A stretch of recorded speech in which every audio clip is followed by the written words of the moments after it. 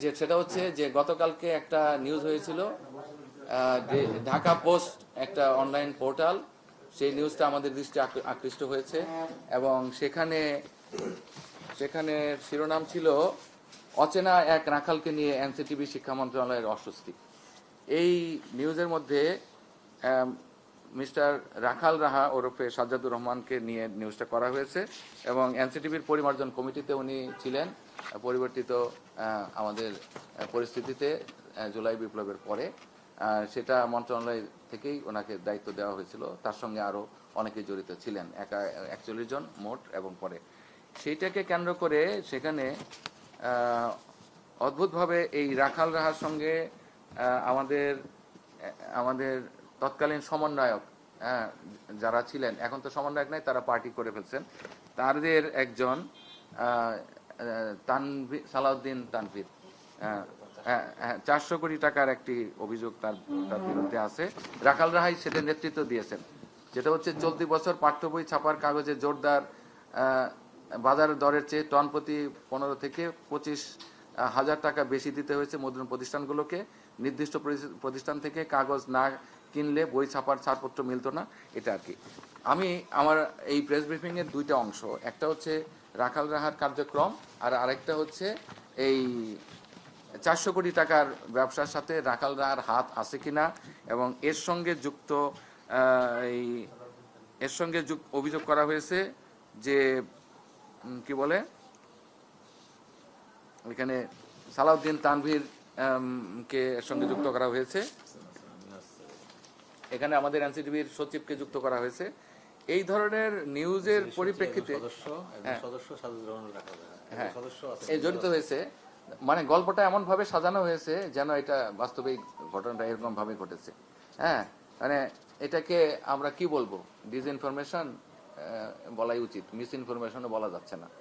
যার পরিপ্রেক্ষিতে নানান ঘটনায় এই সারাদিন ধরে দুপুরের পর থেকে নিউজটা, আমরা তখন মন্ত্রণালয়ে ছিলাম, এইটার পরে আমাকে জানিয়েছেন, জানানোর পরে কয়েকজন, তা আমি বিষয়টাকে আর করিনি, ব্যস্ত ছিলাম। ভাবলাম কি আর এমন নিউজ হয়েছে, নিউজ তো এরকম হয়ই আমাদের বিরুদ্ধে, আমাদেরকে চোর বাটপার সব বানাইতে পারে তারা, কোনো সমস্যা নাই, আমরা এটা করি না, কারণ পাঠকই হলো সবচেয়ে বড়। কিন্তু পাঠককে বিভ্রান্ত করার জন্য যে নিউজটা যেভাবে সাজানো হয়েছে, তাতে এখন এটা তো একটা ভয়াবহ পরিস্থিতির দিকে নিয়ে যাচ্ছে। এবং রাত্রে আমাকে একজন উপদেষ্টা বলেছেন যে আপনি দ্রুত একটা সংবাদ সম্মেলন করেন, পারলে আজকেই করেন। এটা রাত্রে 11টা, 11:30টার দিকে উনি বলেছেন। তো তারপরে আমি বিষয়টা গুরুত্ব বিবেচনা করে আমি দেখলাম, তখনও মানে আমি করি নাই, আমি পরে দেখলাম যে এই নিউজটা আবার উঠিয়ে নেওয়া হয়েছে। রাত্রি 12টার দিকে আমি আমাদের যে কি বলে এই উনি জনসংযোগ কর্মকর্তা, তার সঙ্গে কথা বললাম এবং আমাদের সেক্রেটারি সচিব নামাজে ব্যস্ত থাকার কারণে ফোন ধরে নাই বলে ওকে আমি কথা বললাম যে একটা করলাম যে একটা প্রেস ব্রিফিং করার ব্যবস্থা করো। তারপরে আমরা দেখলাম যে এই নিউজটা উঠিয়ে নেওয়া হয়েছে। তো এখন যাই হোক, এটাকে এখন আমরা পেয়েছি। তো তাহলে এই দুইটা বিষয়ের মধ্যে আমরা দেখতেছি যে রাখাল রাহাকে 400 কোটি টাকার বাজার দরের সাথে এগুলোর সঙ্গে যুক্ত করা হয়েছে, এই দুইটা। তো প্রথমে আমি এই কাগজ কেনার বিষয়টা নিয়ে একটু পরের দ্বিতীয়তে আলোচনা করছি। আমার সঙ্গে এখানে আছেন আমাদের এনসিটিভির সচিব তো আসেনি, তারপরে আমাদের সদস্য শিক্ষাক্রম, সদস্য পাঠ্যপুস্তক এবং আমাদের প্রধান সম্পাদক, মূলত এই কয়েকজন আছেন। তো এখানে আরো আছেন আমাদের যারা কাগজ আমদানিকারক, যাদের সাথে প্রিন্টাররা যুক্ত হয়েছিলেন, তাদের একজন মেজর প্রিন্টারের প্রতিনিধিও আছেন। আপনারা আমাদের ব্রিফিং এর পরে তাদেরকে জিজ্ঞেস করে জানতে পারবেন যে তাদের কাছে জানতে পারবেন যে ঘটনাগুলি কিভাবে ঘটেছিল, কিভাবে আমরা প্রিন্ট করেছি। তো অথবা আমিও তাদেরকে ফ্লোর দিতে পারি, কিন্তু আপনাদের কথা কম শুনবো, শুধু আমাদের কথাটা এবার বেশি বলবো, কারণ যেহেতু এটা প্রেস ব্রিফিং, সেই হিসাবে আর কি। এখন প্রথম কথা হলো রাখাল রাহা কে। রাখাল রাহা সম্পর্কে এখানে যা বলা হয়েছে তার কিছু সত্য আর কিছু মিথ্যা। গোয়েবলস বলেছিলেন যে সত্য 10 ভাগ আর মিথ্যা 90 ভাগ, এই দুইটাকে মিক্সার করে দিতে পারলে মানুষ এটা গ্রহণ করে। এখানেও ঘটনাটা এরকমই হয়েছে। এখানে তার জন্ম বৃত্তান্ত নিয়ে অনেক করা হয়েছে, সেই মুসলমান এগুলো করা হয়েছে। লেখকেরা বিভিন্ন নামে নিজেদের নাম ব্যবহার করে। আমরা বলাই চাঁদ মুখোপাধ্যায়কে বনফুল বলে জানতাম, এরকম। হ্যাঁ হ্যাঁ, উনি কিভাবে যুক্ত হলেন সেটা হচ্ছে, আমাদের আপনারা জানেন গত 2 বছর ধরে 2022-23, হ্যাঁ বিশেষ করে 23-24-এ আমাদের শিক্ষার্থীরা, শিক্ষক, অভিভাবক এবং পরে শিক্ষকরাও কারিকুলাম নিয়ে একটা বিরাট, তারা তাদের একটা ক্ষোভ প্রকাশ করেছিল এবং কয়েকজন অভিভাবককে গ্রেপ্তারও করা হয়েছিল। এই পরিস্থিতিতে অনলাইনে তারা অ্যাক্টিভ হয়েছিলেন। রাখাল রাও একজন, তাদের একজন। তার একটা প্রতিষ্ঠান আছে শিশু রক্ষা ও শিশু অধিকার, এরকম নামে, শিশির নামে, এরকম আর কি। তো তারা এই কাজ, বিভিন্ন সেমিনার করেছে, তারা বিভিন্নভাবে করেছে। ঢাকা বিশ্ববিদ্যালয়ে তারা একবার একটা কি বলে কনফারেন্স, কোন রুমে যেন তারা একটা আলোচনা ডেকেছিল, সে অনুমতিও দেওয়া হয় নাই। এবং এটাও আপনারা কভার করেছেন, আমরা জানি, পত্রিকায় এসেছিল। এই দীপুমণির যুগের কথা বলতেছি। তো সেই সময়ে নির্বাচনের আগে, গত বছর, আগের বছর আর কি। হ্যাঁ, তো এই যে ঘটনাগুলি পরিস্থিতিতে এরকম আরো কয়েকটা শিক্ষা পোর্টালও ছিল, যারা ফেসবুকে গ্রুপ করে করেছিল, তাদেরকে গ্রেপ্তার করেছিল। রাখালরা তাদের অন্যতম একজন। তার ফলোয়াররা মিলে তারা সম্মিলিতভাবে এবং হলে নানানভাবে তারা তাদের ক্ষোভ বিভিন্ন ব্যানার প্রতিষ্ঠান নিয়ে জাতীয় জাদুঘরের সামনে কিংবা প্রেস ক্লাবের সামনে তারা করেছে, তাদের দাবি দেওয়া জানিয়েছে। পরবর্তীকালে ডিজাইন, এলিগেন্স, বিউটি, সেরা পণ্য সবার জন্য জেভিকো। তো যেটা বলছিলাম সেটা হচ্ছে যে আমাদের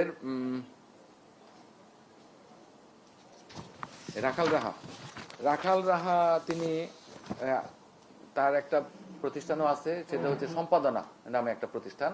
সেটা নিয়ে উনি সম্পাদনা করেন, বিভিন্ন সংস্থার বই প্রকাশনা এগুলো সম্পাদনা করে থাকেন। তিনি একজন সৃজনশীল ব্যক্তি এবং তিনি শিশুদের উপরে কাজ করার আগে তিনি আমাদের কারিকুলামের সাথেও জড়িত ছিলেন। সে অনেক আগে, সেটা 96 বা ওই সময়টাতে ছিলেন। আর উনি ঢাকা বিশ্ববিদ্যালয় থেকে অর্থনীতিতে পড়াশোনা করেছিলেন। পাশাপাশি তিনি আবার IER থেকেও তিনি বিএড এমএড করেছিলেন, যে কারণে তার শিশুদের সাইকোলজি, শিশুদের বিষয়ে তার কাজ আছে। সুতরাং তার এই বিষয়ে তার কিছু বই পুস্তকও আছে। 3 ভুবনের শিক্ষা নামে তার একটা বই আছে। সেখানে তিনি জাপান, তারপরে সম্ভবত ফিনল্যান্ড এবং অস্ট্রেলিয়া, এরকম তিন ভুবনের শিক্ষা নিয়ে তিনি একটা, বাংলাদেশ মিলায় 3 ভুবনের শিক্ষা নিয়ে একটা বইও লিখেছিলেন। সুতরাং শিক্ষা বিষয়ে তার একটা দখল আছে বা কারিকুলাম বিষয়ে। সেই কারণে আমাদের উপদেষ্টা মহোদয় মনে করেছেন যে তাকে এই কাজের একটা সমন্বয়ক হিসেবে রেখে এই কাজটাকে করার জন্য। তো সেটা আমরা আমাদের জন্য সেটা একদিকে আমরা মনে করি। এবং তিনি কতগুলি লোক সমন্বয় করেছিলেন ঢাকা বিশ্ববিদ্যালয়ের বিভিন্ন বিশ্ববিদ্যালয়ের শিক্ষক, বিভিন্ন বিষয়ের শিক্ষকদেরকে নিয়ে। এই কাজে আমরা তাদেরকে পাই 41 জন সদস্যের হিসেবে। তো এইখানে আজকে তিনি পোস্টে এটার পরিপ্রেক্ষিতে বলেছেন, আজকে উনি যেটা বলেছেন সেটা আমরা দেখলাম। সেখানে তিনি বলেছেন যে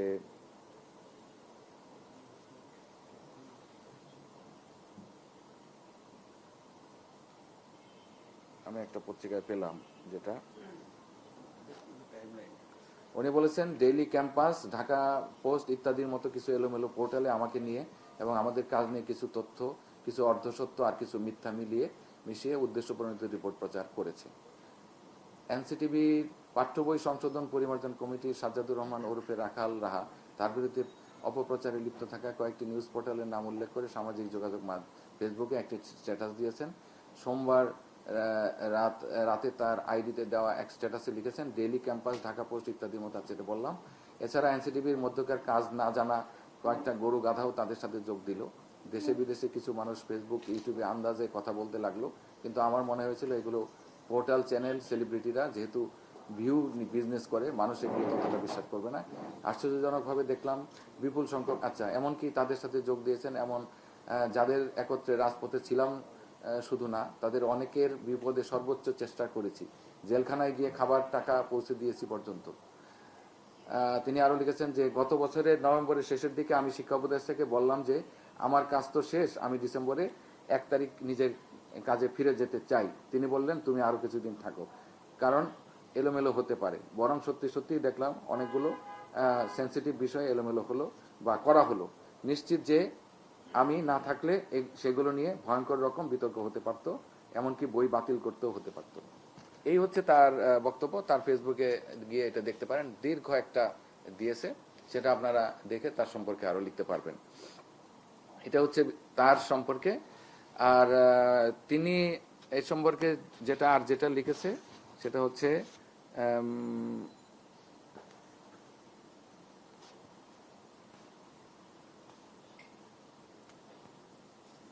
এখানে আমরা যে কথাটা বলেছি, আমার নামে যেটা বলা হয়েছে সেটা আসলে আমি কোনো ঢাকা পোস্টকে এই ধরনের ইন্টারভিউ দিইনি। এটা হলো কথা। আমার ক্ষেত্রে বলা হয়েছে তিনি অনেকদিন ধরে এনসিটিভিতে আসছেন না, কেন আসছেন না উনি ভালো বলতে পারবেন, এই ধরনের কথাবার্তা আমি বলি নাই। আত্মগোপনে যাওয়ার বিষয়টি তার জানা নেই বলেও জানান চেয়ারম্যান, তবে তার সাম্প্রতিক কর্মকাণ্ডে আমরা বিব্রত, এই ধরনের কথাবার্তা আমি কোনো আনুষ্ঠানিকভাবে তাকে এই ধরনের কথাবার্তা তার সঙ্গে হয় নাই, এই মিস্টার কি বলে নূর মোহাম্মদের সাথে।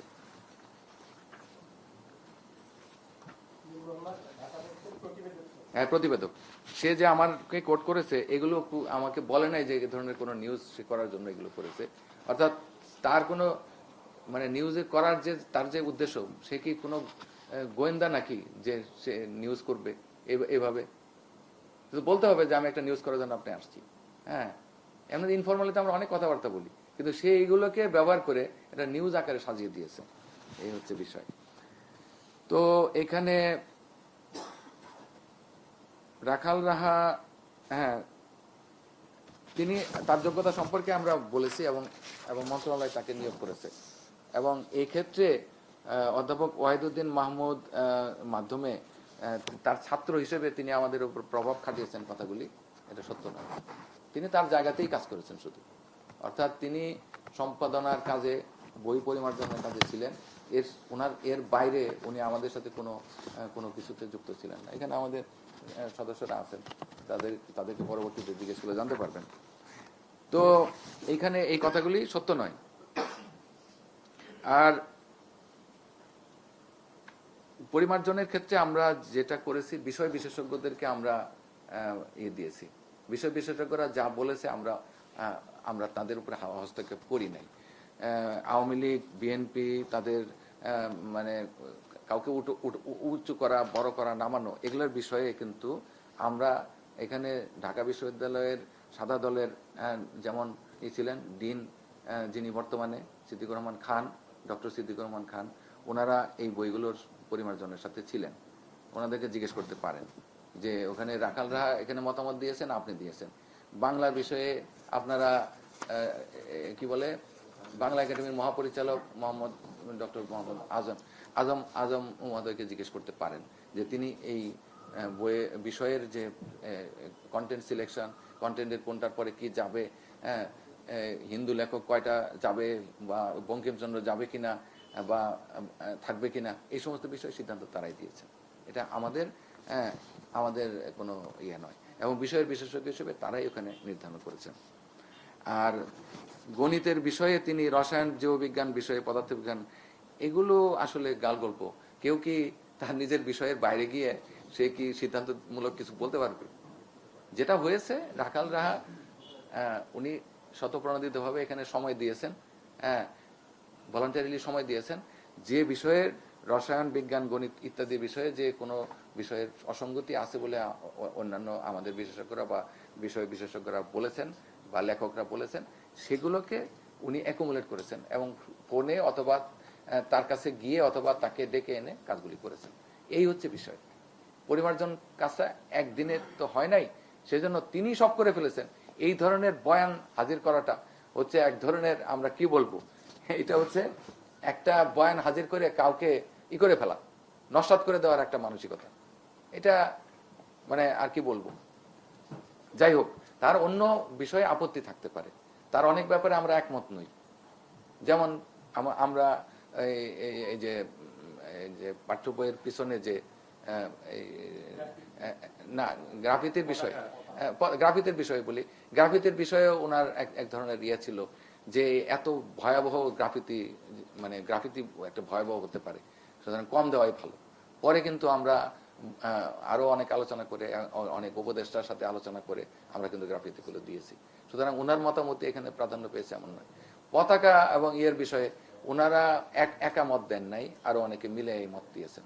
সুতরাং এই বিষয়গুলোর সাথে কিন্তু তাকে এককভাবে দায়ী করাটা এটা কিন্তু আমাদের কাছে এটা প্রতীয়মান হচ্ছে না। সাম্প্রতিককালে উনি ফেসবুকে একটা পোস্টের ব্যাপারে একটা মামলা অবুদ্ধ হয়েছে তার বিরুদ্ধে। এ ব্যাপারে আমাদের কোনো ইয়া নাই, এ ব্যাপারে আমাদের কোনো দায় দায়িত্ব নাই। এটা ওনার ব্যক্তিগত বিষয়, এটা ওনার ব্যক্তিগত বিশ্বাস। উনি ধর্মের বিশ্বাস করেন কিনা এই বিষয়ে আমি জানি না, জিজ্ঞেস করি না। তবে আমি ব্যক্তিগতভাবে পায়াস মানুষ, নামাজ পড়ি নিয়মিত না হলেও, আমি একজন হজ করেছি। সুতরাং আমার পূর্ণ বিশ্বাস আছে পরম করুণাময় আল্লাহ তাআলার প্রতি, এবং আমরা পালন করি, আমাদের অধিকাংশ এখানে তাই। সুতরাং একজন রাখাল রাহা তার ব্যক্তিগত ধর্মবিশ্বাস ইত্যাদি, এটা তার ব্যক্তিগত বিষয়, এটার সাথে এনসিটিভির কাজের কোনো সম্পর্ক নাই। আর যেটা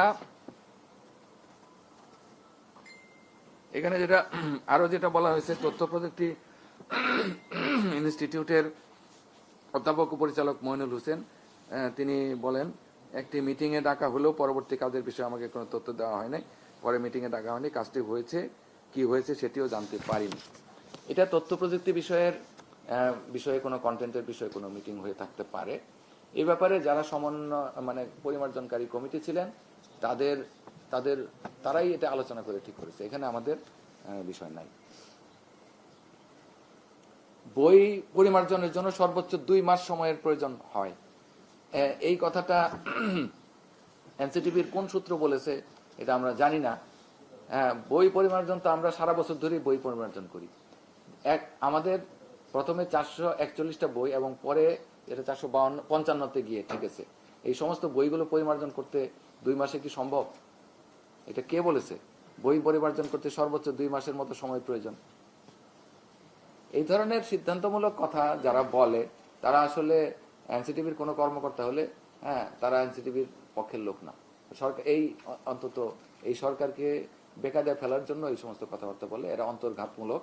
এই ধরনের লোককে চিহ্নিত করা প্রয়োজন বলে আমি মনে করি। এখানে আরো বলা হয়েছে, কিন্তু রাখাল রাহা অন্য কাউকে এই কাজের সঙ্গে সম্পৃক্ত না করে একাই সব কাজ করতেন। কিন্তু বললাম পুরো কাজ সম্পন্ন করতে 4 মাস সময় লেগে যায়, ফলে 1.5 মাস দেরি হয়ে বইয়ের টেন্ডার, এত সরলীকরণ করে বইয়ের টেন্ডার হয়েছে, এই কথাটা বোধহয় সত্য নয়। রিটেন্ডারের প্রক্রিয়ায় যখন যাওয়া হয়েছে তখন এই কথাটা এসেছিল আমাদেরকে। আমি সেপ্টেম্বরের 1 তারিখে দায়িত্ব নেওয়ার পরে তখন আব্দুর রশিদ স্যার, ডক্টর আব্দুর রশিদ, যিনি বর্তমানে ক্যাবিনেট সচিব, তিনি আমাকে এবং আমাদের তৎকালীন পাঠ্যপুস্তক যিনি সদস্য অধ্যাপক সাইদুর রহমান, আমরা গেলাম, একটা প্রেজেন্টেশন দিলাম এবং আমাদের ওয়াহিদুদ্দিন মাহমুদ স্যার ছিলেন সেইখানে। আমরা আমাদের প্রেজেন্টেশনে আমাদের সাইদুর রহমান দেখানোর চেষ্টা করলেন যে রিটেন্ডার হলে কি হবে, কত দিনে বই যাবে। সেটা জুন মাসের আগে যাচ্ছে না বই। এটার পরে উপদেষ্টা মহোদয় বললেন যে কোথায় কোথায় টেন্ডার করার ক্ষেত্রে 70 দিন 90 দিন এরকম অনেক বিষয় আছে, এবং পারচেজ কমিটিতে এটা যায়, জানেন এটা ক্যাবিনেটের পারচেজ সিসিজিপি বলা হয়, সেখানে এটা যায় এবং সেখানে সপ্তাহে 1 দিন বৈঠক হয় এবং এগুলো নানান প্রক্রিয়ার মধ্যে দিয়ে যায় এবং টেন্ডার করার পরে সেগুলোর টেন্ডার ইভ্যালুয়েশন কমিটি হয় ইত্যাদি নানান কিছু। এটা টেন্ডার মানে পত্রিকা বিজ্ঞপ্তি দেওয়ার পর থেকে, এবং এটার যে আগে বলা হয়তো যেটাকে বলা হয় যে ইজিপিতে কি বলে ওই প্রতিষ্ঠানটার নাম কি, আগে সিপিটিও ছিল, এখন বিপিপিএ অথরিটি, তাদের কিছু আছে, সেই সময় ডিলে হয়। এগুলো প্রত্যেকটার ক্ষেত্রে ডিলে হয়। এই ডিলে ধরে আমরা যখন দেখালাম যে রিটেন্ডার করে আমাদের সাইদুর রহমান দেখালেন যে এটা যাবে জুন মাসের আগে কোনো বই যাবে না, তখন উপদেষ্টা মহোদয় বললেন যে আমরা এগুলোর সময়গুলো সংক্ষিপ্ত করব, দরকার হলে আমি নিজে গিয়ে দিনে যে কাজটা আপনারা 15 দিনে 1 মাসে করেন সেটা আমি 1 দিনে করে দিব, মানে এই ডিলেগুলো কমানোর জন্য আমি বিশেষ মিটিং ডাকবো সিসিজিপি। এই করে বলে যে আমাকে বই আমাদেরকে দিতে হবে জানুয়ারি মাসের শিক্ষাবর্ষের শুরুতে। তখন আমরা এভাবে আমরা এই করলাম এবং টেন্ডারগুলি এমনভাবে আমরা করলাম যে আসলে ওই গ্যাপগুলি, পিপিআর এর যে গ্যাপ ওইটা বাদ দিয়ে তাদেরকে বাধ্য করলাম যে 31শে ডিসেম্বরের মধ্যে সব বই দিতে হবে। কিন্তু যে 40 দিনের গ্যাপ ওইটা কিন্তু নাই। 40 দিনের গ্যাপ দেওয়া পিপিআর এর বাধ্যতামূলক, ওইটা বাদ দিয়ে আমরা করলাম। আমরা আগে রেফারেন্স দিলাম, কোভিডের সময় আমরা দিয়েছেন, অন্য সময় দিয়েছেন, আমাদেরকে দিতে হবে ইত্যাদি, এটা জাতীয় স্বার্থ ইত্যাদি। এই করে আমরা কিন্তু টেন্ডারগুলি যখন আমরা প্রসেস করা শুরু করলাম, ততদিনে আমাদের নভেম্বরের 15 তারিখ হয়ে গেছে এবং শেষ ক্ষেত্রে কিছু কিছু টেন্ডার রিটেন্ডারের কারণে আমাদের এইটা আমাদের ক্লাস 10-এর বইগুলো আমাদের নতুন করে দিতে হচ্ছে। সেখানে 525 কোটি টাকা অতিরিক্ত লেগেছে 10-এর বইয়ের জন্য। 669 কোটি বইয়ের কত 669 কোটি বই, 525 কোটি 6 কোটি 69 লক্ষ বই, 6 কোটি 69 লক্ষ বইয়ের জন্য 525 কোটি টাকা অতিরিক্ত আমরা ক্যালকুলেশন করে বের করেছি। এখন যেটা হয়েছে, এই টেন্ডার প্রক্রিয়ার বিষয়েও কিন্তু ব্যাপকভাবে লেখা হলো 783 কোটি টাকা এনসিটিবি গচ্চা দিয়েছে। গচ্চা তো আমরা দিয়েছি, গচ্চা তো এই ঘটনার জন্য দায়ী হলে আগের বছর আগে যারা এই ভুয়া কারিকুলাম তৈরি করেছে, যে কারিকুলামের জন্য গার্ডিয়ানরা রাস্তায় নেমেছে, শিক্ষার্থীরা বলেছে যে আরো 3 মাস অপেক্ষা করতে প্রস্তুত, এই কারিকুলাম, এই বই, এই পরীক্ষা পদ্ধতি বাতিল করে দিয়ে আমাদেরকে রেহাই দেন। এটা উপদেষ্টার কাছে উপদেষ্টা নিজেই বলেছেন কিছুদিন আগে, এবং উনি বলেছেন যে জানুয়ারির 1 তারিখে উনি বলেছেন যে কারণে আমরা আগের কারিকুলামকে ফেরত গেলাম, তার কারণ সেটাতে আমরা ফেরত গিয়ে অনেকে বলে যে আমরা পিছন দিকে হাঁটতেছি। উনি বলেছেন খাদের কিনারে চলে গেছিলাম, যদি নতুন বই দিতাম তাহলে আর ফিরে আসতে পারতাম না, আর শিক্ষা ব্যবস্থা ফিরে আসতে পারতাম না। এটা এতটাই বিদেশি চক্রান্তের শিক্ষাক্রম আমাদের উপরে চাপিয়ে দেওয়া হয়েছিল আমাদের জাতিকে পঙ্গু করার জন্য, আমাদের ডিভিডেন্ড পিরিয়ডকে নষ্ট করে দেওয়ার জন্য, আমাদের যাতে আমরা আর এই বিভিন্ন দেশের সাথে আমাদের গার্মেন্ট সেক্টরে বা অন্যান্য সেক্টরে যে আমাদের প্রতিযোগিতা করে আমরা সামনে অগ্রসর হচ্ছি না, এটা যেন না পারি, সেই জন্য খুব পরিকল্পিতভাবে এটা করা হয়েছে। আমি ব্যক্তিগতভাবে যখন মেম্বার প্রাইমারি কারিকুলাম ছিলাম তখন এগুলো নিয়ে আমি রীতিমতো লড়াই করেছি এবং এই কারণে আমাকে ওএসডিও করে দেওয়া হয়েছে। লার্নিং লস নিয়ে একটা গবেষণা করেছিলাম, সেটাও একটি কারণ আমাকে ওএসডি করার। সেই গবেষণা করার পরে দেখানো হয়েছে লার্নিং লস হয়েছে। লার্নিং লস কভার করতে গেলে আরো 3-4 বছর লাগবে। শুধু একটা কথাই বলার বাকি ছিল যে নতুন কারিকুলাম দিয়েছে ওইটা আরো লার্নিং লস বাড়াবে, তাহলে তো আমার চাকরি থেকে আমাকে বাতিল করে দিত। যাই হোক, আমাকে দয়া করে আমাকে ওএসডি করে দিয়েছে, এই লোক খুবই ডেঞ্জারাস। তো যাই হোক, এই যে গল্পগুলি এখানে সাজানো হয়েছে, পরবর্তীকালে এখানে আরেকটা, যেটা এখন আমি দ্বিতীয় প্রসঙ্গে আছি, রাখাল রাহা 400 কোটি টাকার সাথে। রাখাল রাহা নিজে জানেনই না এই আমাদের টেন্ডার প্রক্রিয়া সম্পর্কে, ওনার কোনো ধারণা নেই। এই যে 400 কোটি টাকার কাগজের আগেই তো উনি এনসিটিভির কাজ শেষ করে চলে গেছেন। উনি তো ডিসেম্বরের পরে চলে গেছেন উনি, ঠিক আছে। ডিসেম্বরের পরে ওই যে নভেম্বরের 30 তারিখে তার যাওয়ার কথা ছিল, উনি তার স্টেটমেন্টে বলেছেন যে আমি শিক্ষা উপদেষ্টা ওয়াহিদুদ্দিন মাহমুদ স্যারের অনুরোধে আমি থেকেছি, কারণ কিছু কিছু কন্টেন্টের বিষয়ে সমালোচনা হচ্ছিল, সেগুলোর ব্যাপারে সংশোধন করার প্রয়োজন হচ্ছিল, সেই কারণে। সুতরাং রাখাল রাহা তো এই 400 কোটি টাকার কাগজের পিছনের এই গল্পের সাথে সে জড়িতই না। আর এই গল্পটা কোথা থেকে আসলো? এই কাগজ আমদানির বিষয়টা কখন তৈরি হলো? এটা তো তৈরি হলো, আমদানির বিষয়টা আসলো জানুয়ারি মাসের কত তারিখে দিকে, প্রথম দিকে। জানুয়ারি মাসের প্রথম দিকে আমাদের প্রিন্টাররা যখন বললেন যে আমাদের কাগজের দাম হু হু করে বাড়ছে, আপনারা আমাদেরকে ভালো কাগজের জন্য করতেছেন, বাধ্য করেছেন, আমরা ভালো কাগজের জন্য যে পেপার মিলগুলির কাছে যাই তারা কাগজের দাম বাড়িয়ে দিচ্ছে। কাগজের দাম 1,50,000 টাকার মতো চলে যাওয়ার অবস্থায় উপনীত হয়েছে। ও এর আগে আর্ট কার্ড নিয়ে ওই ঘটনাগুলি ঘটেছিল। প্রথম আর্ট কার্ড নিয়ে যখন ঘটনাটা ঘটে যে আর্ট কার্ড পাওয়া যাচ্ছে না, কারণ আর্ট কার্ড বাংলাদেশে উৎপাদন হয় না, এটা চায়না থেকে আমদানি করতে হয়, এই আর্ট কার্ড পাওয়া যাচ্ছে না। এটা গোডাউনে এই আর্ট কার্ড পাওয়া যাচ্ছে না বলে আমাদের বই বাধাই হচ্ছে না। এর পরিপ্রেক্ষিতে আমাদের উপদেষ্টা মহোদয়, আমাদের সচিব মহোদয় তখন বললেন যে আপনাদেরকে আমাদের কিছু সহযোগী দিচ্ছি আপনাদেরকে। তখন তৎকালীন তারা সমন্বয়ক ছিল, এর মধ্যে আমরা কয়েকজনকে পেলাম, হাসনাত আব্দুল্লাহ এসেছিলেন, সঙ্গে আরো কয়েকজন এসেছিলেন। তারা আর্ট কার্ড এই করার জন্য আমাদের একটা অভিযানে আমাদের গোয়েন্দা সংস্থাদের সাথে সহযোগিতা দিয়েছে তারা। এবং রাতের আধারে কয়েকটা জায়গায় মাস্টার সিমেক্স এর গোডাউন, তার 2টা জায়গা থেকে প্রায় কয় হাজার মেট্রিক টন, 2000 মেট্রিক টন এরকম আর্ট কার্ড তারা উদ্ধার করেছে। তো এই যে আর্ট কার্ডগুলো উদ্ধার করা হলো, এতে করে কিন্তু আমাদের বই ছাপানোর কাজে সহযোগিতা হয়েছে। এছাড়াও আমাদের এই কাজে আমাদের শিক্ষা ক্যাডারের কর্মকর্তাদেরকে বিভিন্ন প্রিন্টিং কারখানায় ডেপুট করেছেন আমাদের সচিব মহোদয়, শিক্ষা সচিব মহোদয়, সিনিয়র সচিব মহোদয়, ওনাকে জিজ্ঞেস করে জানতে পারবেন। তার মানে আমাদের প্রোডাকশনটা যেন তাড়াতাড়ি হয়, গুণগত মানের বই হয়, তার জন্য এই সহযোগিতাগুলো আমরা পেয়েছি। এবার তো আমরা বলতে দ্বিধা নাই, সাংবাদিকরাও সহযোগিতা করেছেন, পাশাপাশি আমাদের গোয়েন্দা সংস্থাগুলি, আমাদের NSI, DGFI এবং অন্যান্য সংস্থাগুলি আমাদেরকে প্রভূত সহযোগিতা করেছেন। এবং তারা সহযোগিতা না করলে আমরা এই কাজে আমরা উতরাইতে পারতাম না। এবং সমন্বয়করাও ওইভাবে আমাদেরকে সহযোগিতা করেছেন, উপদেষ্টা মহোদয় তাদেরকে পাঠিয়েছেন বলে। তারা ইচ্ছে করে এসে আমাদেরকে এখানে এই কাগজ লাগবে, এই আপনারা ব্যবসা করেন, এইরকম কাজের সাথে তারা জড়িত হয় নাই। ঠিক আছে, এই কাগজ কেনার সাথে তাদের কোনো সম্পর্কই নাই। কাগজ কেনার সাথে সম্পর্ক হলো এই যে কাগজ পাওয়া যাচ্ছে না, এটা আমাদের প্রিন্টাররা বলেছেন যে কাগজের দাম বেড়ে যাচ্ছে, আমাদের কাগজ আমদানি এরা আগেও বলেছিল।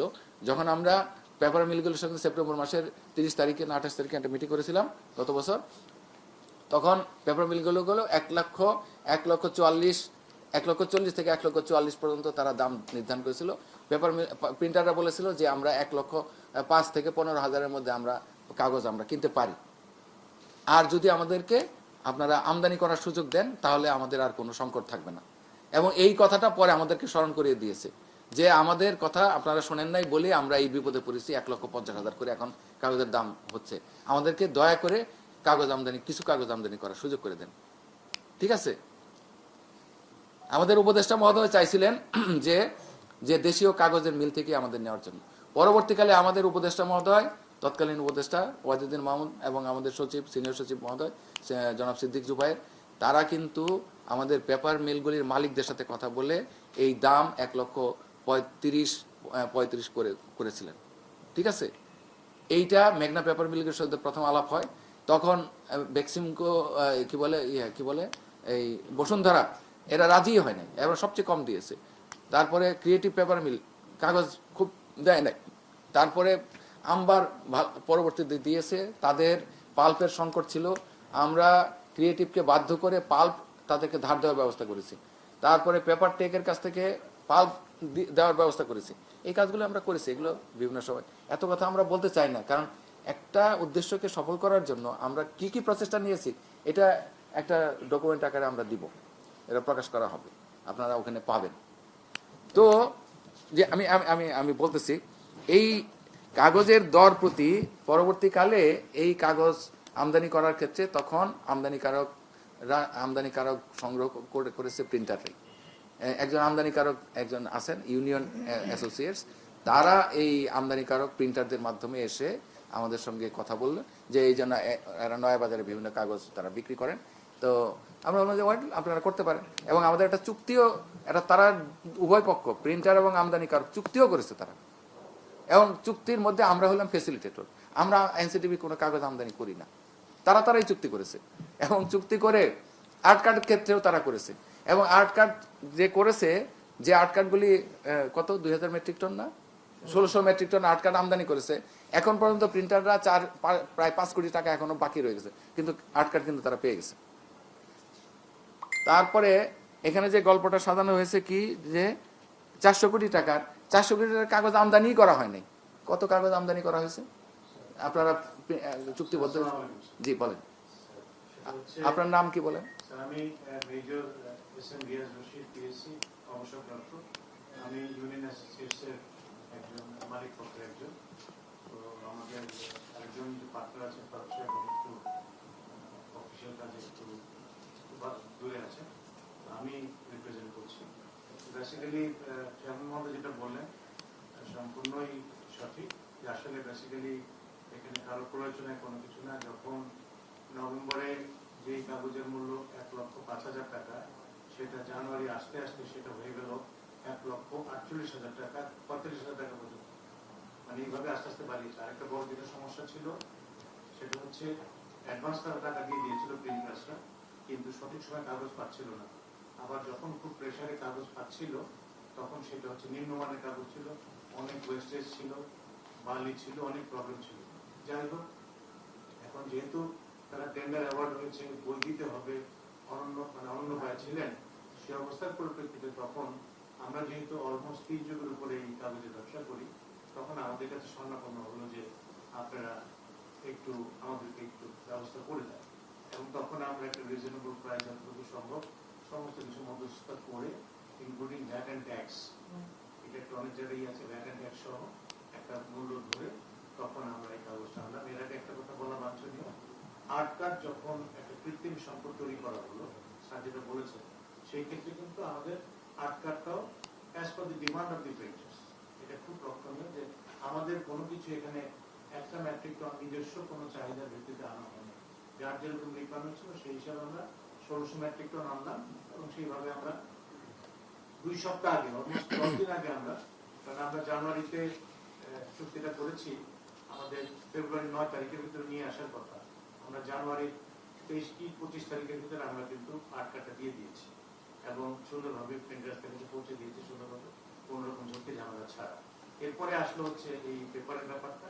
পেপারে যখন মূল্য এইভাবে একটা হলো, তখন আমার সাথে কথাবার্তা হওয়ার পরে তখনই বেসিক্যালি একটা চুক্তির যেই টোটাল সিকোয়েন্স এরকম ছিল যে প্রথমে একটা কথা হয়েছিল যে মিনিমাম 50% অ্যাডভান্স করবে প্রিন্টাররা, আর তারপরে 20% করবেন এবং বাকিটা ডকুমেন্টস আসলে তারপরে সমস্ত 100% করে ইভেন্চুয়ালি ডকুমেন্টটা ছাড়াতে হবে, মানে আমরা দিতে পারবো।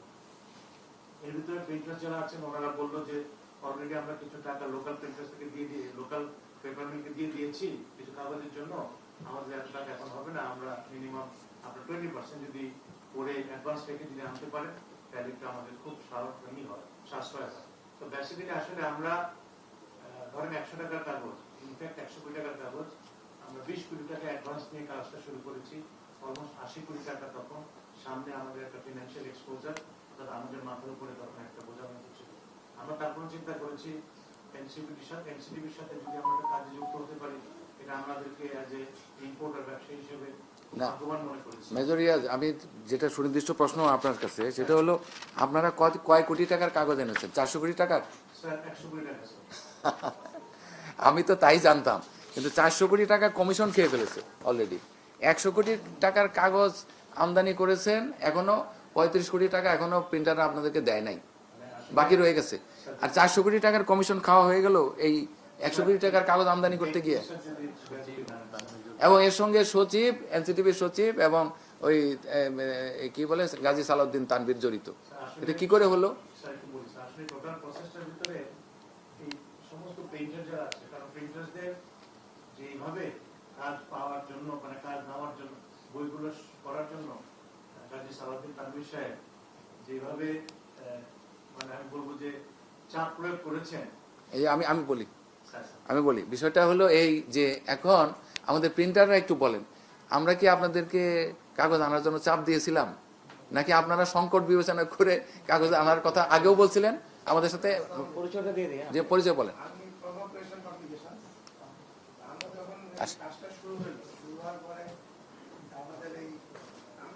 আমাদের কাছে যে কোনো কারণে সবকিছু মিলে আপনারা জানেন যে আমাদের সবকিছু দায়িত্ব দিয়ে দিচ্ছে, সর্বোচ্চ মেধার শক্তি দিয়ে কাজটা করার ক্ষেত্রে যখন আমরা কাগজের বেলগুলাতে আমরা গেলাম, যখন চাহিদার খুব ডিমান্ড হয়ে গেল, তখন তার প্রতিদিন দাম বাড়ছে। প্রতিদিন যেই কাগজ আমরা প্রথম 1,12,000 টাকা আমি কিনেছি, সেই কাগজ তারা লাস্টে 1,42,000 টাকা।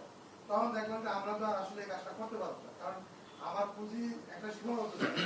তখন আমরা বললাম যে আমাদেরকে স্যার যদি কিছু কাগজ এলসির ব্যবস্থা করে দেওয়া যায়, তাহলে আমার মনে হয় আমাদের লোকাল মিলগুলা তারা কাগজের দামটা কমাইতে বাধ্য হবে। তখন সেই ক্ষেত্রে চেয়ারম্যান স্যার যথেষ্ট ইয়ে করে বললো যে এটা তো আমার বিষয় না, আমি তাহলে কয়েকজন যারা ইম্পোর্টার তাদের সাথে কথা বলি। তো পরবর্তীতে ইউনিয়ন অ্যাসোসিয়েশন আর কি, উনি আমার অনেক আগে থেকে আমার পরিচিত, ওনার সাথে কথা বলতে তখন ওনারা একটা প্রাইস আমাদের সাথে আলোচনা করলো। আমরা দেখলাম যে আমরা বাজার থেকে যে রেটে কাগজটা কিনি এর চেয়ে কোনো আর 8-10,000 টাকা কমে আমরা কাগজটা পাচ্ছি, এবং আমরা বললাম যে কাগজটা আমাদেরকে দ্রুত দেওয়ার জন্য। সেক্ষেত্রে ওনারা আমাদের 20% টাকা দিয়ে এলসি করছে, বাট আমাদের একটু ব্যাড লাগছিল। চায়নাতে তখন বোধহয় 1 মাস ধরে একটা ছুটি দেয়, এই ছুটির কারণে এই কাগজটা আমাদের বাইরে দিয়ে দিতে আমরা বাইরে স্ট্যাম্প অলরেডি 60-70% কাগজ পেয়ে গেছে, আর কিছু কাগজ বাকি আছে ওনারা হয়তো বলছে 2 দিনের ভিতরে দিন। আসলে আমরা ওই আমাদের কার্যক্রম চুক্তি সমস্ত ইউনিয়ন অ্যাসোসিয়েশনের সাথে হয়েছে, এনসিপির সাথে আমাদের কোনো ইয়ে, কিন্তু আমরা যে টাকাটা দিচ্ছি এনসিপি বলছি যেহেতু এনসিপি একটা সরকারি প্রতিষ্ঠান, ওনারা যাতে এই মাঝখানে ওনারা যাতে আবার হারাই দিতে না পারে, টাকা পয়সা নিয়ে যাতে চলে যেতে না পারে, এই জন্য আমরা এনসিটিভির চেয়ারম্যান মন্ত্রী বলছি যে স্যার আপনারা এখানে ওনাদেরকে যাতে আমরা পরে কাগজ না পাইলে তাহলে তো আমরা বিপদে পড়ে যাবো। এনসিটিভি এই কাজটা যথেষ্টভাবে তদারকি করছে। আর আমরা তখন দেখলাম যে বাজারে তখন যে প্রাইস, এই প্রাইসে ওনারা যে রেটটা অফার করছে এটা আমাদের কাছে রিজনেবল ছিল। তখন আমরা 8,200 টাকা মতো মেট্রিক টন কাগজ আমরা তাদেরকে না 7,800 মেট্রিক টন 7,800 মতো মেট্রিক টন কাগজ, আমাদের 7,800 টন কাগজ ওনারা আমাদেরকে যে টাকা অঙ্ক যদি বলি ওনারা আমাদের তো পার টন 1,30,000 টাকা, সেক্ষেত্রে 1,02 কোটি কত টাকার কাগজ হয়, রাইট। টোটাল যে কাগজ দেয় 102 কোটি সামথিং কাগজ হয়। এই হলো টোটাল অবস্থা, আমরাই প্রেশার ক্রিয়েট করছিলাম। এরপর মজার ব্যাপার হলো যে আমরা যখন এলসি করবো, ওই যে ওনারা যারা আমাদের যে পেপার মিল যারা আমাদের সাথে কাগজের দাম প্রাইস 1,40,000-50,000 টাকা, তারা কিন্তু তখনই এই কাগজের দাম আবার রিডিউস হওয়া শুরু করে। তার মানে ওরা একটা কৃত্রিম সংকট করে আমাদের এই বইটার একটা বিপদে ফেলানোর জন্য আমাদের কাছে, অথচ ওই কাগজ কিন্তু আজকে 1,15,000 টাকা চলে আসছে। আমরা বিজ্ঞানের চ্যানেল মধ্যে এর আগে আমরা একবার বলছিলাম স্যার কাগজের ব্যাপারগুলো যেহেতু ওনারা প্রতি বছরই আমাদের সাথে যখন ডিমান্ড হয়ে যায় তখন তারা আমাদেরকে জিনিস বের করে ফেলে, দোষটা আমাদের হয় কিন্তু টোটাল বিজনেসটা ওরা করে ফেলে। এরপরে আমরা চেয়ারম্যান মহোদয় এবার আমরা যখন প্রেশার দিলাম তখন উনি বললো যে তাহলে একটা দেখি কিছু কাগজ। আমরা বললাম স্যার আপনি শুধু ডিক্লার দেন, মিডিয়াতে একটা ডিক্লার দেন যে কাগজ এলসি করে দেখবেন স্যার কাগজ দ্রুত আসবে এবং বইটাও দ্রুত আমরা বাজারে কিনতে পারবো। এই হলো টোটাল আমাদের প্রিন্টারদের পক্ষ থেকে বক্তব্য। জি ধন্যবাদ। এখানে আরো কয়েকজন প্রিন্টার আসছেন। এনসিপির যে ওই নতুন যে দল ওখানকার যে একজন কমিটিতে আছেন গাজী সালাম, ওনার বিরুদ্ধে তো এগেইনস্টার হ্যাঁ ওনার বিরুদ্ধে নিউজে আসছে। উনি যাই হোক কমিশন বাণিজ্যের সঙ্গে হ্যাঁ কমিশন বাণিজ্য তো আমি বললাম 400 কোটি টাকার তো কোনো কাগজই আনা হয় নাই। 400 কোটি টাকা কমিশন বাণিজ্য উনি কিভাবে করলেন? কাগজ তো 102 কোটি টাকার, তাও এখনো 35 কোটি টাকা সে পায় নাই, তারপরে 5 কোটি টাকা আর্ট কার্ড বাকি আছে এখনো। জি স্যার আমি যদি পারমিশন আছে বলেন। আচ্ছা, প্রথম কথা হচ্ছে 102 কোটি টাকার কাগজ। আর আপনারা তো সবাই আসলে আমরা সব বাংলাদেশের নাগরিক, ব্যবসাতে কি ধরনের লাভ হয় সবকিছু হয়। 103 কোটি টাকার যদি ব্যবসা হয় কথা বলছি, আমরা ইন জেনারেল একটা ধরি যে 8 to 10% একটা প্রফিট হতে পারে, রেকারিং কস্ট এন্ড এভরিথিং। আসলে সেখানে 100 কোটি টাকা কাগজে 400 কোটি টাকা আসলে লাভ, সেটা যদি আসলে পরে যায় কোনো মেকানিজম তাহলে খুব ভালো একটা ব্যাপার হতো, তাহলে তো আসলে অন্যরকম একটা ইস্যু হতো। এইটা একটা গুরুত্বপূর্ণ ইস্যু। আর এটা হচ্ছে আমার যদি এটা বলার কথা, আমার কাজী সালাউদ্দিন তানভীর সাহেব, উনি বেসিক্যালি হচ্ছেন উনি হচ্ছেন একজন রেগুলেটরি অথরিটি হিসেবে কাজ করেছেন। রেগুলেটরি অথরিটি অর্থাৎ উনি না আমি একটু বলি বিষয়টা হলো এটা যেহেতু তাদেরকে তারা একটা বিপ্লব করে আমাদের এই দেশের একটা পরিস্থিতির মধ্যে এসছে। আমাদের পাঠ্যপুস্তক লেখার সময় কিন্তু আমরা বর্তমান যে একজন উপদেষ্টা কি নাম মাহফুজ আলম, হ্যাঁ ওনার সাথে কিন্তু আমাদের কথা বলতে হয়েছে। আমাদেরকে যেহেতু অফিসিয়ালি আমাদেরকে ডাকা হয়েছে যে আপনারা জুলাই কন্টেন্ট রাখছেন কিনা, জুলাই কন্টেন্টের বিষয়টা রাখতে হবে। হ্যাঁ তারা কিন্তু আমাদেরকে কিছু কিছু নির্দেশনা পরামর্শ দিয়েছে। তো ফলে এই সরকারের যে নেচার সে অনুযায়ী সরকারের বিরুদ্ধে নানা রকমের সাপোর্টেজ হচ্ছে। এখন গতকালকে পর্যন্ত একটা নিউজ হয়েছে 3 মাসের মধ্যে, এখন 3 মাস পার হয়ে গেছে এখনো বই দিতে পারেন নাই। আমি তো দিয়েছি তৎকালীন পতিত প্রধানমন্ত্রী উনি বলেছেন, গতকাল না পরশুদিন দেখলাম, আমি শুনলাম। এই ধরনের কিন্তু প্রশ্ন কিন্তু আছে। ফলে স্বাভাবিকভাবেই এই আমাদের উপদেষ্টা তৎকালীন ওয়াহিদুদ্দিন মাহমুদ স্যার উনিও এটা অনুভব করেছেন যে আসলে কি তাকে মানে এই কাজগুলোকে ব্যর্থ করার জন্য কোনো সুচতুরভাবে পেছন থেকে কোনো কিছু হচ্ছে কিনা। এরকম তো হচ্ছে, এরকম তো হচ্ছিলই, এখনো হচ্ছে এবং আরো কিছুদিন হবে নিশ্চয়ই। তার একটি অংশ হিসেবে পাঠ্যপুস্তক যাতে নিয়ে সঠিক সময় না যায় এটা সাপোর্টেজ করে দেওয়া, এটা তো একেবারেই আমাদের গোয়েন্দা সংস্থার রিপোর্টেও এরকমই আমাদের কাছে আছে। গোয়েন্দা সংস্থা আর্ট কার্ড পাওয়া যাচ্ছিল না, গোয়েন্দা সংস্থা আর্ট কার্ড সংগ্রহ না করলে আমরা কি বিপদে না পড়তাম। তো কাজেই বিভিন্ন জায়গায় রেট দেওয়া হচ্ছে, নানান কিছু করে কিন্তু আমরা এই পর্যায়ে এসেছি। তো কাজেই এইখানে তাদের সংশ্লিষ্টতার প্রসঙ্গটা কিভাবে আসছে, তারা তো স্বতঃস্ফূর্তভাবে আসে নাই, তাদের হিসেবেই ইমেজ, সরকারের ইমেজ রক্ষা করার অংশ হিসেবে তখন তারা এসছে। এনসিপি তো পরে হয়েছে, গত কয়েকদিন আগে এনসিপি হলো, তার আগে তো তারা সমন্বয়ক হিসেবেই বিভিন্ন সরকারি সংস্থার সাথে বিভিন্ন রকমের কাজকর্ম তারা করে আসছিল, তারই একটা অংশ হিসেবে আমাদের সহযোগিতা করেছে, এর বাইরে কিছু নেই। তারা বলেছে কয়েকজনের পরিচয়, তারা এসে প্রথমে যে কথাটাই বলেছে, এই যে আমাদের লোকজনকে দেখছেন এদের মধ্যে কেউই তাদের সিজিপিএ কি বলে 3.75 এর নিচে নয়। একজন সাকিব, কি নাম সমন্বয়ক, কি যেন সাকিব, হ্যাঁ নাজমুল সাকিব, তার যে ইউটিউবের যে ফলোয়ার, সেটা দিয়েই তার বাড়ি গাড়ি সব হয়ে গেছে। তার এগুলো এই সমস্ত চুরি চামারি করার, ব্যবসা বাণিজ্য করার দরকার হয় না। গাজী সালাউদ্দিনের বাবার প্রত্যেকভাবেই এত ব্যবসা আছে, ওইটা দিয়ে তার হয় না। সুতরাং এরিস্টটল বলেছিলেন যে who can do politics, those who have leisure, যার অবসর আছে। এই অবসর বলতে বোঝায় তার পেটে ভাত আছে, জমি আছে, উৎপাদনের মালিকানা আছে, সে কেবল রাজনীতি করতে পারবে। এখন এই জন্যই তো এরিস্টটল এই যে বলছে যে গণতন্ত্র মানে মবক্রেসি, ওইটা ভালো হয় না। গণতন্ত্র বলতে উনি পলিটি বলছেন, মধ্যবিত্তের শাসক। এটা কি এই কারণেই যার সে হ্যাভ নটস, এরা গণতন্ত্র দিতে পারে না।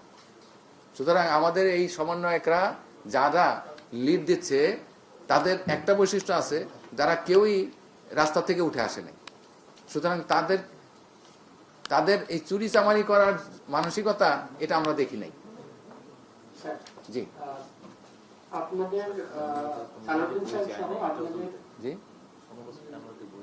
হ্যাঁ বলতেছি, জি বলেন। সালাউদ্দিন সাহেব সহ এনসিটিভি কিছু কর্মকর্তার বিরুদ্ধে অভিযোগ উঠেছে 400 কোটি টাকার কমিশন বাণিজ্যের। এই বিষয়ে স্পেসিফিক ভাবে আপনাদের বক্তব্য এখনো কিন্তু আসে নাই। 400 কোটি টাকার তো কাগজে আনা হয় নাই। জি অলরেডি আমরা শুনেছি যে 400 কোটি টাকার কাগজ আসে নাই, 100 কোটি টাকার মতো 102 কোটি টাকা 400 কোটি টাকার কমিশন বাজেট কোনো প্রশ্নই আসে না। প্রশ্নই আসে না। এই বিষয়টি স্যার আমাদের নিউজের জন্য হচ্ছে একটু স্পেসিফিক ভাবে আপনারা স্বীকার করছেন না একটু অস্বীকার করছেন, যারা নিউজ করেছে আপনাদের বিরুদ্ধে তারা কি তাহলে আপনাদের বিরুদ্ধে কোনো ষড়যন্ত্রমূলক? এটা একদমই ষড়যন্ত্রমূলক। আপনার বক্তব্য তারা নেয়নি অনেক ক্ষেত্রে না, একদমই ষড়যন্ত্রমূলক। যেমন করে বলেছে 783 কোটি টাকার যে এনসিটিভি অতিরিক্ত লোপাট হয়ে সরকার থেকে লোপাট করে দিছে, ওটাও একটা কারণ ওখানে তো 525 কোটি টাকা তো ক্লাস 10 এর বইয়ের জন্যই গেছে।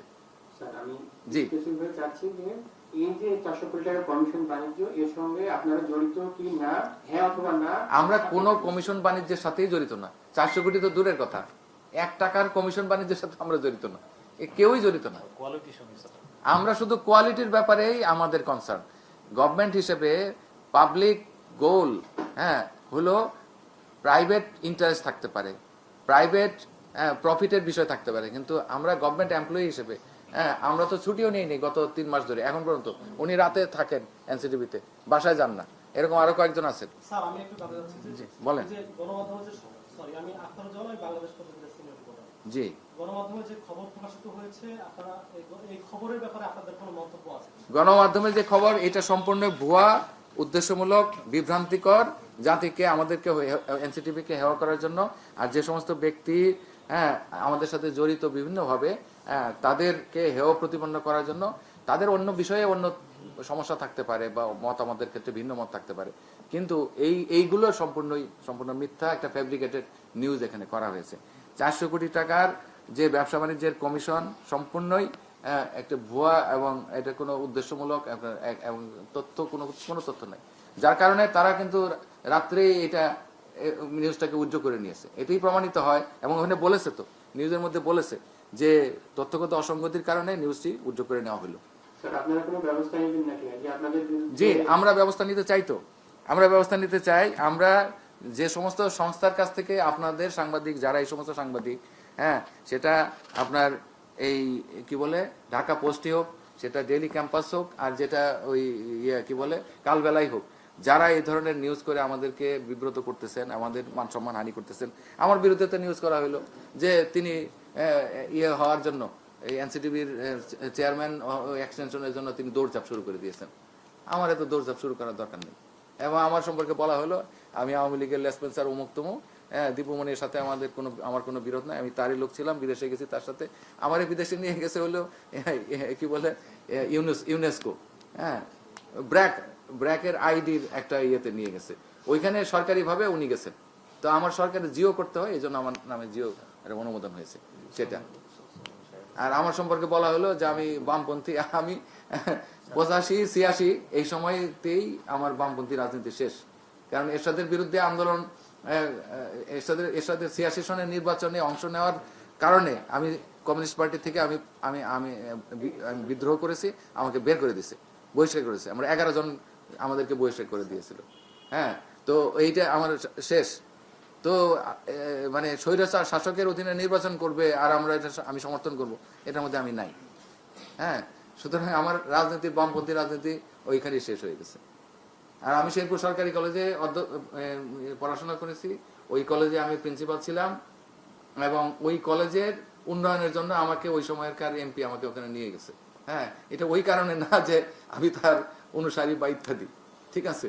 সরকারি চাকরি, তাহলে আমাদের অনেকেই তো এরকম এই অভিযোগ সবার বিরুদ্ধে হবে যে কোন সরকারের এমপির সাথে সে কাজ করলো, এমপির অধীন এলাকার কলেজের প্রিন্সিপাল হলো, এটা তার আমি অনুসারী হয়ে গেলাম, বিষয়টা সেরকম নয়। তো আরো যে কথাগুলি অভিযোগ করা হয়েছে, আরো কিছু বলবো যে ওসমান গনি সাহেব বলবেন, আমি তার আগে একটু বলি যে আরো বলি, এর আমাদের গোয়েন্দা সংস্থারও আমাকে জিজ্ঞেস করার চেষ্টা করেছে। আমি একটা থিসিস লিখেছিলাম, হ্যাঁ, অর্গানাইজেশনাল বুর্জুয়াজি এন্ড ইন্ডাস্ট্রিয়াল পলিসি। ওইখানে আমাদের শেখ মুজিবুর রহমান তার আমলকে আমি খুবই ক্রিটিসাইজ করেছি। আমাকে বিশ্ববিদ্যালয়ের তৎকালীন ঢাকা ইউনিভার্সিটির রাষ্ট্রবিজ্ঞানের শিক্ষক, জাতীয় বিশ্ববিদ্যালয়ে পরে ভিসি হয়েছিলেন, ডক্টর কি নাম, হ্যাঁ, হারুনুর রশিদ, উনি আমাকে বললেন যে Sheikh Mujib allowed his personality to be institutionalized।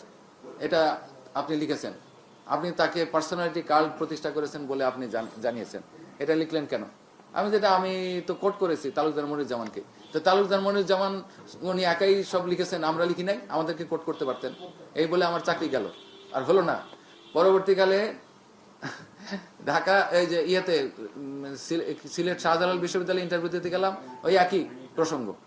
তারপরে কুমিল্লা বিশ্ববিদ্যালয়ে যখন আমার প্রফেসর হওয়ার জন্য করলাম, তখন বললো যে উনি জাহাঙ্গীরনগর বিশ্ববিদ্যালয়ে, তখন উনি কুমিল্লা বিশ্ববিদ্যালয়ের ভিসি ছিলেন, কি যেন নাম, জাহাঙ্গীরনগর ইউনিভার্সিটির একজন, তিনি বললেন যে তিনি তো প্রফেসর সলিমুল্লাহ খানের ছাত্র। সলিমুল্লাহ খান কিন্তু জাহাঙ্গীরনগরে রাষ্ট্রবিজ্ঞানের একজন, গভর্নমেন্ট পলিসি একজন সলিমুল্লাহ খান আছেন।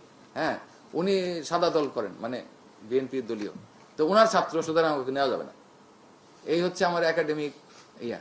তো লাথি খাইতে খাইতে এইভাবে চলতেছি। কিন্তু তারপরে কি বলে মতিয়া চৌধুরী, উনি বললেন যে এ তো মানে আমার এনটি, আমার পার্টি থেকে এর বহিষ্কার করে দেওয়া হয়েছে, এর এখানে কেন, এর বের করে দেন। হ্যাঁ, তো এর তখন আমার লাথি দিয়ে এখানে পাঠিয়ে দেওয়া হলো এনসিটিভিতে। এই হচ্ছে আমার অবস্থা। যাই হোক, জি জি, অর্থনৈতিক বিষয়গুলো জি বলেন।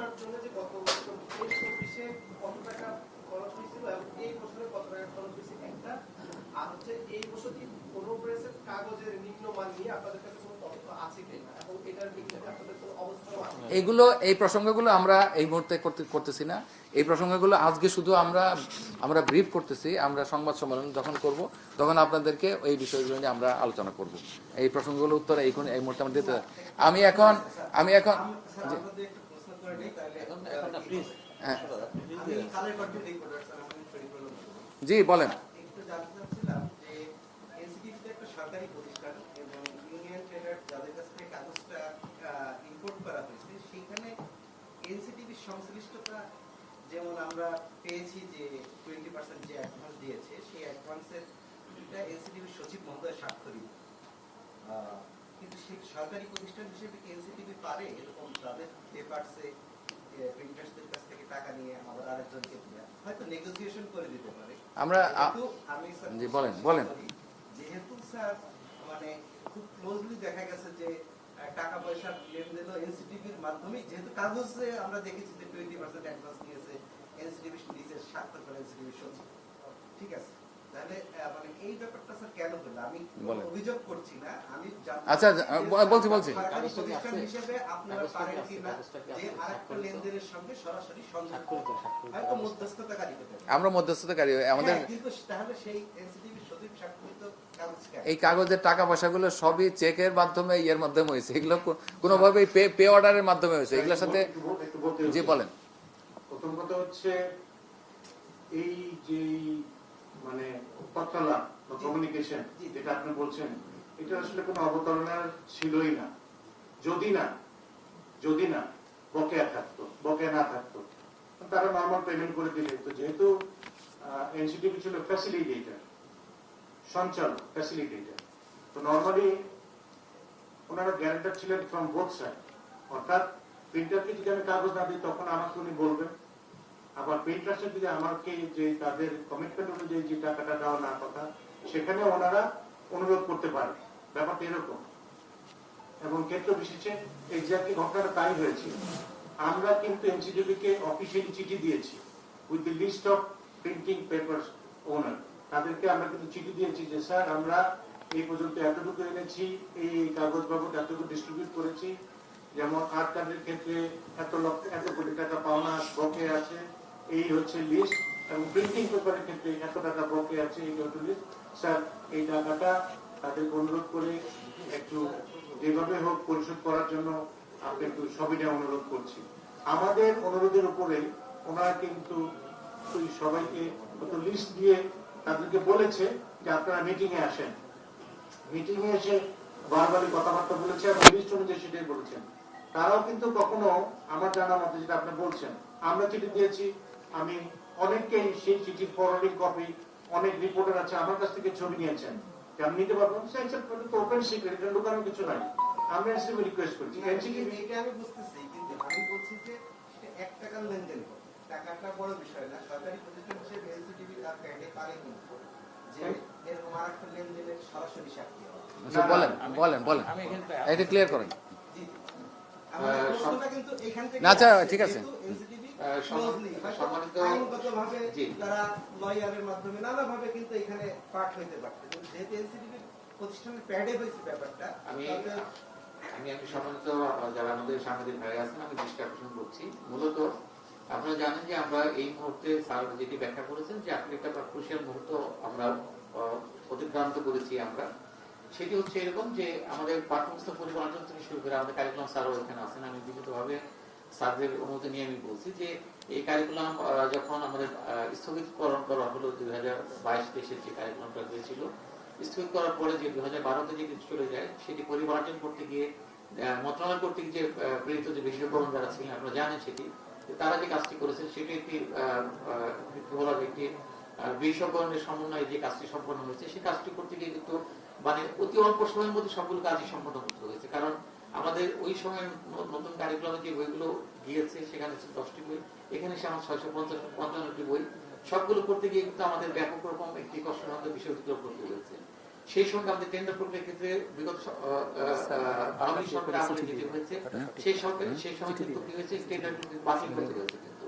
ফলে অতি অল্প সময়ের মধ্যে, এবং আপনারা সবাই অবহিত যে 16 জানুয়ারি কিন্তু লাস্ট 10ম শ্রেণীর বইটি কিন্তু চুক্তিবদ্ধ হয়েছে আমাদের মুদ্রণ প্রতিষ্ঠানগুলো লাস্ট এই জানুয়ারি 16 তারিখ। ফলে আমাদের একটি বিশাল একটি কর্মযোগ্য, যে কর্মযোগ্যটি সম্পন্ন করতে গিয়ে একটি আমরা একদিকে হলো আমাদের কাগজের সংকট ছিল, আমাদের প্রিন্টার্স এখানে একজন বলেছেন আমাদের সম্মানিত প্রতিষ্ঠান তাদের ওনার, তিনি বলেছেন যে আসলে কাগজের সংকট কিভাবে তৈরি হলো।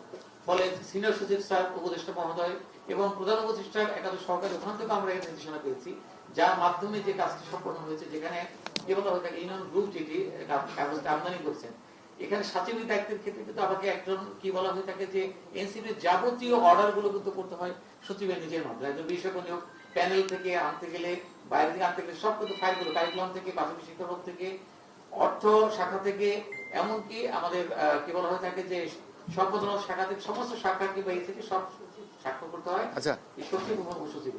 আমি বলি সেটা হচ্ছে যে আমরা টাকা চেয়ে কারো কোনো প্রিন্টারদেরকে কোনো চিঠি দেই নাই এনসিটিভির প্যাডে, এটা একদমই নিশ্চিত। হ্যাঁ, কিন্তু কিছু রেকর্ড কিপিং এর জন্য, রেফারেন্সের জন্য আমাদের এটা কিছুটা মিনিমাম করতে হয়েছে।